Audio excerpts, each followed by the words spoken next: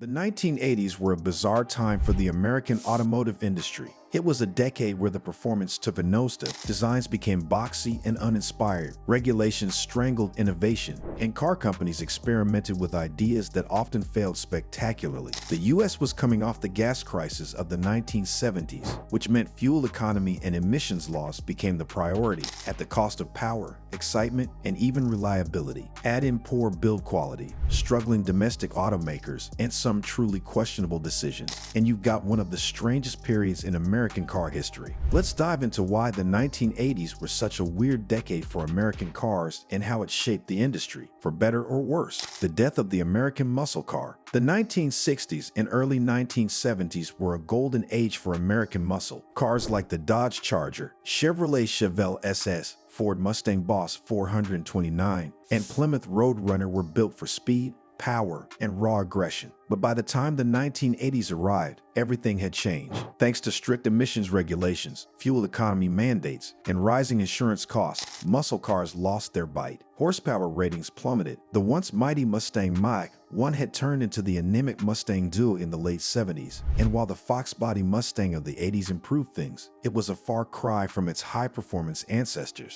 The Chevrolet Camaro and Pontiac Firebird survived, but they were making half the horsepower of their late 60s versions. The Dodge Challenger and Charger disappeared entirely for most of the decade. American automakers were forced to prioritize fuel economy over power, and the results were some of the weakest performing cars ever. Imagine seeing a Camaro with 90 horsepower. That actually happened in the 80s. The muscle car had officially died, and it wouldn't be reborn until the 1990s and 2000s. Boxy, plastic, and bland designs. If you look at American cars from the 60s and early 70s, they had style, aggressive grills, sweeping fenders, and chrome everywhere. But by the 1980s, everything became a box. The rise of computer-aided design meant that automakers focused more on aerodynamics and simplicity, but instead of sleek, futuristic cars, we got boring, square-shaped machines. The Chevy Caprice, Ford LTD, Dodge Aries, and Chrysler Liberon all looked like rectangular bricks on wheels. Even sports cars like the Corvette C4 and Camaro lost their curves and became angular and geometric. On top of that, plastic became the material of choice. Plastic body panels, plastic interiors, plastic bumpers. It was everywhere. The goal was to reduce weight and improve fuel efficiency, but it just made cars feel cheap and disposable. Compared to the bold styling of the 50s, 60s, and early 70s, the boxy, plastic-heavy designs of the 80s made the decade one of the most uninspired in American automotive history. The nightmare of early digital dashboards and electronics. The 1980s were the first decade where electronics took over American cars, and it was an absolute mess. Automakers tried to introduce digital dashboards, touch-sensitive controls, and early onboard computers, but the technology just wasn't ready. The Chevy Cavalier and Pontiac 6000 featured futuristic digital speedometers and gauges, but they were notoriously unreliable and often unreadable in sunlight. Some cars, like the 1986 Buick Riviera, had touchscreen infotainment systems decades before Tesla, but they were slow, unresponsive, and constantly broke down. Early fuel injection systems and onboard computers were also poorly engineered. Cars like the 1981 Cadillac V8 6-4 tried to introduce cylinder deactivation for fuel efficiency, but the system was so buggy and inconsistent that Cadillac had to recall it. It wasn't until decades later that cylinder deactivation actually worked properly. Instead of making cars smarter, 80s electronics just made them more frustrating, turning what should have been advancements into expensive repair nightmares. The disastrous small car experiment. The oil crisis of the 1970s forced American automakers to think smaller, but the problem was they had no idea how to build small cars. Companies like Honda, Toyota, and Volkswagen were dominating the market with efficient, well-built compacts, and Detroit panicked. Instead of designing quality small cars, they rushed out some of the worst vehicles in history. The Chevy Citation, Ford Escort, and Dodge Omni were all attempts to compete with the Japanese, and they all failed in one way or another. The Chevy Chevette was so poorly built that it became a joke, while the Ford Pinto from the late 70s, which carried into the early 80s, had a tendency to explode on impact due to a rear-mounted gas tank. Chrysler's K cars, like the Dodge Aries and Plymouth Reliant, were uninspired, underpowered, and fell apart within a few years. While the Japanese built reliable, fuel-efficient cars that lasted forever, American automakers churned out cheap, disposable economy cars that nobody wanted. Turbocharging, a brilliant idea gone wrong. Turbocharging in the 80s was seen as the future of performance. American automakers tried to boost power while maintaining fuel efficiency, and they slapped turbos on everything from muscle cars to sedans. The problem?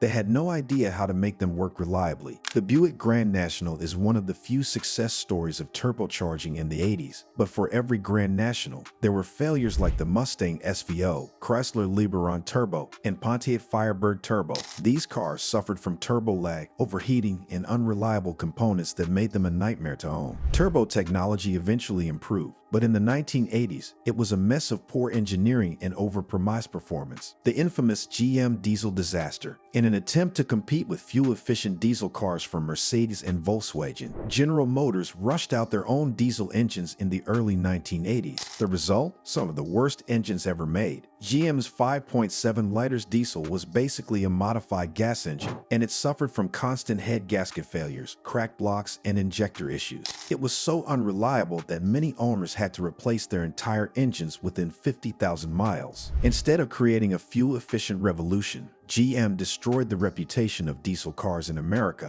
a mistake that still haunts the industry to this day. The ugly minivan takeover. Before the SUV craze, the minivan ruled the 1980s. Chrysler invented the segment with the Plymouth Voyager and Dodge Caravan, and soon, every automaker followed. While minivans were practical and spacious, they were also slow, ugly, and painfully uncool. The early models had horribly underpowered four-cylinder engines, and driving one felt like piloting a giant plastic lunchbox. For families, they made sense, but for everyone else, they were a symbol of defeat. The rise and fall of badge engineering. The 1980s saw American automakers cutting costs by engaging in badge engineering, the practice of slapping different logos on the same car and selling it under multiple brands. Instead of designing unique models, companies like GM, Ford, and Chrysler simply rebranded the same vehicle across their lineup. For example, the Chevy Cavalier, Pontiac Sunbird, Oldsmobile Forenza, Buick Skyhawk, and Cadillac Cimarron were all basically the same car with minor cosmetic changes. The Dodge Omni and Plymouth Horizon, identical. Even luxury brands like Cadillac weren't safe. The Cimarron was just a dressed-up Chevy Cavalier,